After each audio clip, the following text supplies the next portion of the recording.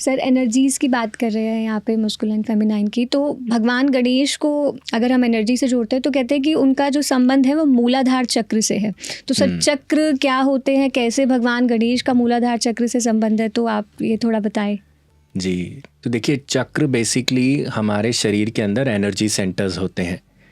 जैसे एक बिजली का खंभा होता है और उस बिजली के खंभे से पूरे मोहल्ले में बिजली का वितरण होता है, ठीक उसी प्रकार से हमारे अंदर भी बहुत सारे बिजली के खंभे हैं जहाँ से ऊर्जा का वितरण हमारे पूरे शरीर में होता है। गणपति जी को हम मूलाधार चक्र, जो हमारा सबसे पहला चक्र है, जैसे कहते हैं मूल आधार, यानी कि हमारी मूल प्रकृति का जो आधार है उससे जोड़ा जाता है। और ऐसा क्यों किया जाता है, अगर हम इनकी कहानी से समझें, जैसे कि I will take you back to the story, कि जब माँ ने इनको बनाया, इनका सृजन किया, तो माँ ने इनको क्या कहा, माँ ने कहा कि तुम जाके मेरे द्वार के बाहर खड़े हो जाओ और किसी को भी अंदर मत आने देना, क्योंकि मैं स्नान कर रही हूँ। तो जो भगवान को बताया, भगवान ने वैसा ही किया। वहाँ पे एक गेट कीपर की तरह खड़े हुए और जो कोई भी अंदर आने का प्रयास करा उनको रोका। इसी के बीच क्या हुआ, भगवान शिव का आना हुआ। तो भगवान शिव को क्योंकि गणपति जानते नहीं थे और वो अपनी माँ को ही जानते थे, तो उन्होंने माँ भगवान को भी रोका। फिर भगवान ने अपने बहुत सारे गणों को भेजा, सारे गण लड़ाई करके उनसे हार गए और अंत में भगवान शिव ने आकर उनका गला काट दिया।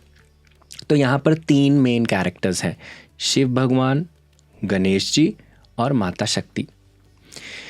तो भगवान गणेश क्या है, मूलाधार का स्वरूप है।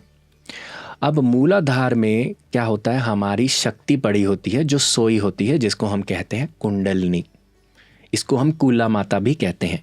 कूला माता यानी कि हमारे अंदर ऊर्जा का ऐसा भंडार है जो हमारी जीवात्मा को हमारे परमात्मा स्वरूप से जोड़ती है, ऐसा ऊर्जा का भंडार है। तो शक्ति का स्वरूप उस मूलाधार चक्र में कहीं ना कहीं सोया होता है। हम अवेयर नहीं होते। क्यों नहीं अवेयर होते? क्योंकि हम बड़ा अनकॉन्शियसली अपने जीवन को जीते हैं। हम अपने बॉडी को ही सब कुछ समझते हैं, हम इससे अपने आप को आगे जानने का प्रयास नहीं करते। तो रोज की भेड़ चाल में जब हम खोए हुए हैं, तो क्या है, ये ऊर्जा सोई हुई है ना। हम उस ऊर्जा का मे बी 4-5% भी इस्तेमाल नहीं कर रहे हैं, है ना। तो ये जब ऊर्जा सोई हुई है, और शिव भगवान क्या रिप्रेजेंट करते हैं, हमारे सहस्रार को रिप्रेजेंट करते हैं, जो हमारा परमात्मा स्वरूप है। तो एक तरफ हमारा जीवात्मा स्वरूप, जिसको हम शक्ति का स्वरूप कह सकते हैं, जो किसी भी रूप में ढाली जा सकती है, पर वो सोई हुई है।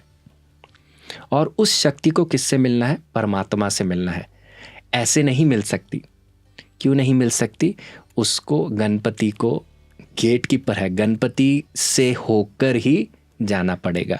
तभी जब हम कहते हैं ना, जब हम कुंडलिनी साधना करते हैं, आप एकदम से अपनी कुंडलिनी शक्ति को नहीं उठा सकते। आपको अपने हर चक्र पर काम करना होता है, फिर ही कुंडलिनी को आप उठाते हैं, है ना। हम बहुत सारे केसेस सुनते हैं, लोगों ने कम नॉलेज में, आधी जानकारी से, जो भी था, उन्होंने कुंडलिनी शक्ति को उठाया और फिर वो प्रॉब्लमेटिक सिचुएशन में आ गए, है ना। कोई डिप्रेशन में चला गया, किसी को पागलपन होने लगा। क्यों होने लगा? क्योंकि जो विद्या है उसको समझा नहीं। तो विद्या कहती है हमें कि सबसे पहले हमें अपनी ईड़ा और पिंगला पर काम करना चाहिए। ईड़ा पिंगला पर काम यानी कि हमारे अंदर जो सर्दी और गर्मी का बैलेंस है। उसके बाद हम अपने चक्रों पे काम करते हैं, और चक्रों में सबसे पहले क्या आता है, मूलाधार चक्र, क्योंकि वो हमारी फाउंडेशन है। और जब आप इस पे काम करते हैं, फिर सुषुम्ना के माध्यम से आपकी कुंडलिनी ऊपर चढ़ती है। तो अगर आप गणपति का परमिशन, जो मूलाधार चक्र का परमिशन नहीं लेते, तो जो शक्ति कुंडलिनी स्वरूप में आपके अंदर बैठी हुई है, वो अपने परमात्मा शिव तत्व से नहीं मिल सकती। इसीलिए हम गणपति को गेट कीपर भी कहते हैं, कि सबसे पहले इनकी क्यों पूजा, क्योंकि गेट कीपर हैं। आपने देखा होगा, लोग अपने घर के बाहर गणपति की प्रतिमा रखते हैं, गेट कीपर। हम मंदिरों में जाते हैं, सबसे पहले गणपति की प्रतिमा जी।